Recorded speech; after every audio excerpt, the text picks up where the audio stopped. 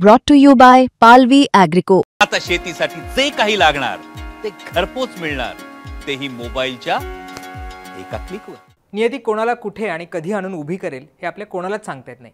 राज्याच्या राजकारणाचा विचार केला तर कुठला नेता कुठल्या पक्षात आहे हे ठामपणे कोणालाही सांगणं आता कठीण झालंय। विविध कारणांसाठी आणि त्यातही विकासासाठी पक्ष बदलणाऱ्यांची संख्या दिवसेंदिवस वाढत चालली आहे। अशीच एक घटना आता डोंबिवलीत घडली आहे।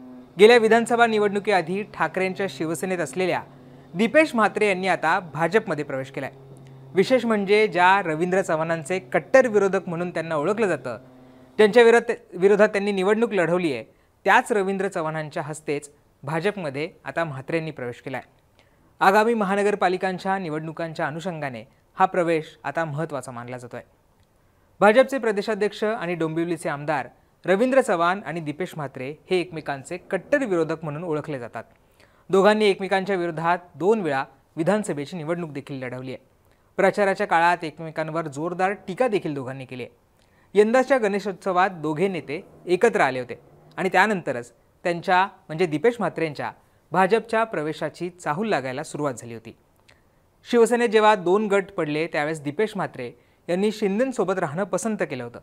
म्हात्रे हे एकनाथ शिंदे आणि श्रीकांत शिंदे यांच्या जवळचे मानले जायचे, पण गेल्या वर्षी झालेल्या विधानसभेच्या निवडणुकीत त्यांनी उद्धव ठाकरेंच्या पक्षात प्रवेश केला। त्यांच्या पक्षप्रवेशामुळे ठाकरेंच्या पक्षाला डोंबिवलीमध्ये ताकद मिळाली होती। नुकताच ठाण्यात मनसे आणि ठाकरेंच्या शिवसेनेने जो मोर्चा काढला होता त्यामध्ये देखील दीपेश म्हात्रे हजर होते। मात्र काहीच दिवसात पक्ष बदलत त्यांनी आता भाजपमध्ये प्रवेश केलाय। आता भाजप प्रवेशामुळे येणाऱ्या स्थानिक स्वराज्य संस्थांच्या निवडणुकांमध्ये भाजपला दीपेश म्हात्रे यांचा फायदा व्हायची शक्यता आहे।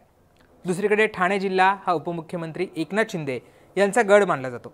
याच ठाणे जिल्ह्यात कल्याण लोकसभा मतदारसंघातनं मुख्यमंत्री शिंदे यांचे पुत्र खासदार श्रीकांत शिंदे हे प्रतिनिधित्व करतात। गेल्या अनेक वर्षांपासून कल्याण डोंबिवली महापालिकेवर शिवसेनेची सत्ता आहे। केंद्रात आणि राज्यात भाजप शिवसेना युतीमध्ये आहे, मात्र महानगरपालिका निवडणुकीत युती होणार की नाही हा संभ्रम निर्माण झाला आहे। आणि याला कारण म्हणजे भाजप आणि शिंदेंची शिवसेना हे दोघेही महापौर आमचाच बसणार असं आव्हान देत आहेत। या सगळ्यात आता रवींद्र चव्हाण आणि श्रीकांत शिंदे यांची प्रतिष्ठा पणाला लागणार आहे। सध्या कल्याण डोंबिवली पुरतच नाही तर संपूर्ण ठाणे जिल्ह्यात फोडाफोडीचं राजकारण सुरू असल्याचं दिसून येत आहे। त्यामुळे आगामी निवडणूक ही महाविकास आघाडी विरुद्ध महायुती एवढीच न राहता शिंदे विरुद्ध चव्हाण अशी देखील होण्याची चिन्ह आहेत। या सगळ्या पार्श्वभूमीवर दीपेश म्हात्रेंचा प्रवेश महत्त्वाचा मानला जातोय। दरम्यान सर्वसामान्य नागरिकांना न्याय देण्यासाठी तसेच कल्याण डोंबिवलीच्या विकासासाठी मी राष्ट्रीय पक्ष असलेल्या भाजपात प्रवेश केला आहे।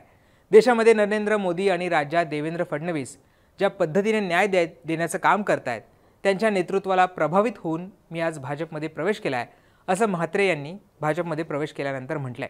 त्यामुळे महापालिकांच्या निवडणुकांच्या आधी आणखी कुठले नेते इकडून तिकडे जातात हे पाहावं लागणार आहे। तुम्हाला या सगळ्याबद्दल काय वाटतं हे आम्हाला कमेंट करून सांगायला विसरू नका आणि मुंबई तकला सबस्क्राईब केलं असेल ते सुद्धा करा। धन्यवाद।